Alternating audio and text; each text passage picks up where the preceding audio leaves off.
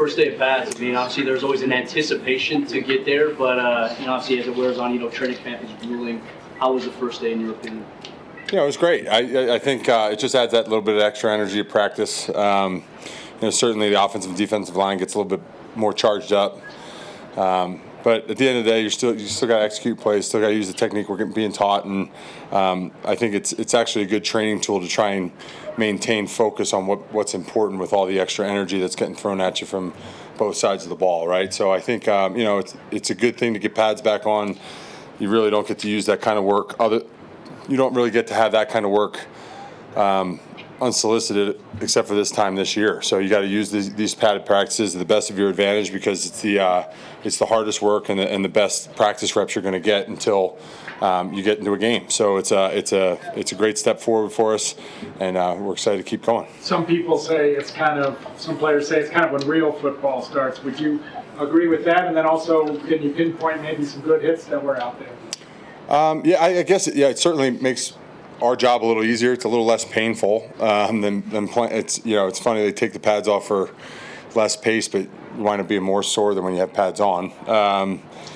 I can't really speak to any great hits today. We only really had like 8 team reps or something like that, so still a little limited in terms of that. But I thought we executed well. We took a great step forward today, and we're going to continue the next 5 weeks to get better and use these padded practices, like I said, to the best of our advantage because it's the only time you get to really feel real bullets without real consequence. So it's a great time to try a lot of new techniques and hone in on your skills, and that's what we're going to try and do. Where do you expect your game to go this year in your second year in this scheme and with Zach Strief? Well, certainly to start fast this year and not have the hiccups that we had, early in the season last year. I think everybody feels more comfortable, especially up front, myself included, and just the overall consistency of the game. I think it just has to be, play in, play out, block your guy, right? Like it's just do your job over and over and over again as best as you can do it, and that's all I've ever tried to do. But certainly, with 1 year of familiarity of an offensive line coach, a play caller, certainly have a better feel for what's going on, so just take a step forward in the overall consistency and be the best I can be. Mike, Quinn got the big extension this offseason. Now that the right side of the line's locked up for many years to come through, and how key is that to have that continuity? I think it's huge for us, and the two of us said that right away. As soon as I heard the news, I FaceTimed him, and he was out to dinner with his wife, and I was trying to get off quickly so I didn't interrupt his celebration, right? But we were so excited, man. I mean, he's such a great player, and the cool part is he's so great already, and he's just scratching the surface of what he's going to be. And the two of us being able to be here, for the next at least 4 years together is really, really cool, and it's an opportunity to grow together, to understand the scheme together, to understand how each other plays and how we can make each other better. And we already started to do that last year. And Quinn's as good of a partner as you could ask for from an offensive tackle standpoint, both obviously as a dominant player, but his work ethic, him as a teammate, the way he carries himself. Quinn's an impressive dude all around, and Denver Broncos and Mike McGlinchey are very lucky to have him for the next 4 years. Yeah. You've worked with a number of young quarterbacks in your career. The first 6 months or so working with Bo, which has kind of been your overarching impressions?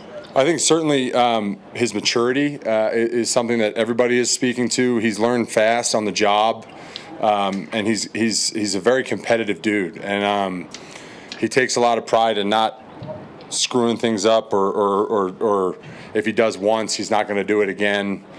He takes the little small details, such as like the cadence. It's tough when he's always coming out asking the rest of us, hey, how can I do that better? How can I do this better? Bo's been an impressive person in our locker room, both as a player. I think he's picking things up incredibly fast and doing a great job. But as a competitor and as a teammate, he's done a great job too. So I think Bo's on the right track. I think he's gonna take the coaching that he's gonna get. He's got some of the best in the world helping him out, and I think he's gonna do great things for us. Mike, how do you think Aundre Diggs will perform at the NFL level, and how much harder do you block for a fellow donut?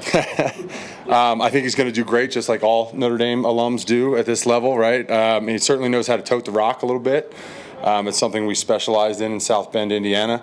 But Audric, the same way as Bo. He came in. He's so mature, and I was so excited as soon as he was picked. I got so many texts from people back at school being like, "You're going to love this kid."